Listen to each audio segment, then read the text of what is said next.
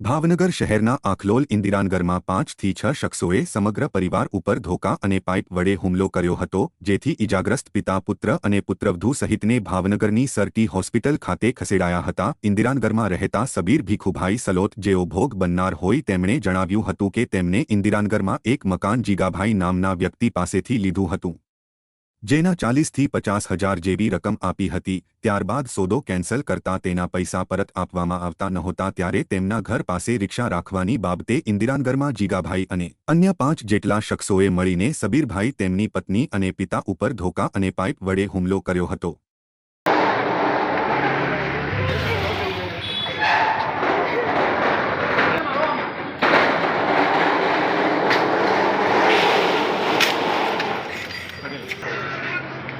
क्या कहते हो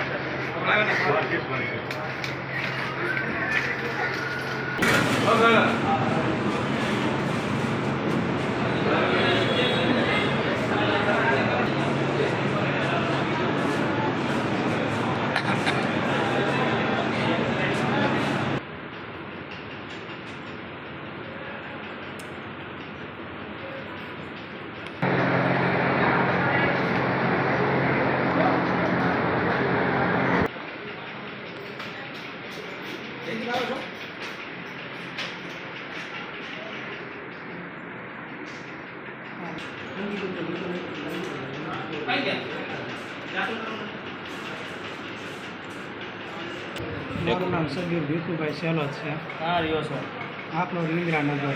શું જોયું એમાં એવું થયું, વરદી પહેલાં મકાન લીધું હતું ને, બરાબર તે મકાન લઈને 4 લાખનો સોદો કર્યો, 3 લાખને 20,000 રૂપિયા લઈ ગયા।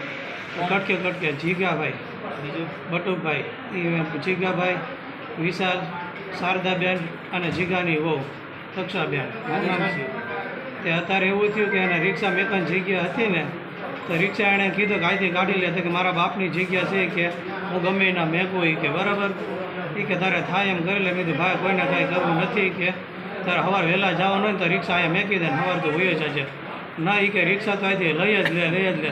તો સામે તેનો ભાઈ જીગલો ધોકો લઈને આવ્યો, માથામાં ફડાફડી મારો મળ્યો, જીગલો વિશાલ પકડી રાખ્યો, જીગલાએ મને હારી પટનો માર્યો। તમારે કેટલા જણાને વાગ્યું હતું? મારા 3 જણને વાગ્યું, મારા પપ્પાને, મારી વહુને ને મને, બરાબર, અને કેટલા જણા હતા? 6 જણા હતા। શું નામ છે? એક મુન્નાભાઈ છે, એનો મામો જીગાભાઈનો, બરાબર, શારદાબેનનો ભાઈ છે, પછી જીગા બટુકભાઈ મેર, પછી વિશાલ બટુકભાઈ મેર, શારદા બટુકભાઈ મેર, બરાબર, અને જીગાની વહુ છે તક્ષાબેન। હા, ધોકો હતો, 3 એના હાથમાં ધોકો હતો, બરાબર, બૈરાએ મને પકડી રાખ્યો, અને ઓલા 2 ધોકો લઈ મને મારવા આવ્યા। પકડવામાં શારદાબેન હતા ને એની વહુ હતી, જીગાની વહુ। કેટલાની પૈસાની મેટર હતી? 3 લાખને 20,000ની મેળ હતી, બરાબર। ટોટલ કેટલાની હતી પહેલા? 4 લાખની મેળ હતી। તમે એની પાસે કેટલા લીધા હતા? અમે એની આગળ 50-60 હજાર રૂપિયા લીધા છે, પછી લેવાના છે। દર મહિને આવી રીતે માથાકૂટ કરતો હતો। આ જમીન કઈ બાજુ હતી? એની બાજુ અમારી એક જ બાજુની દિવાલ છે, કઈ જગ્યા?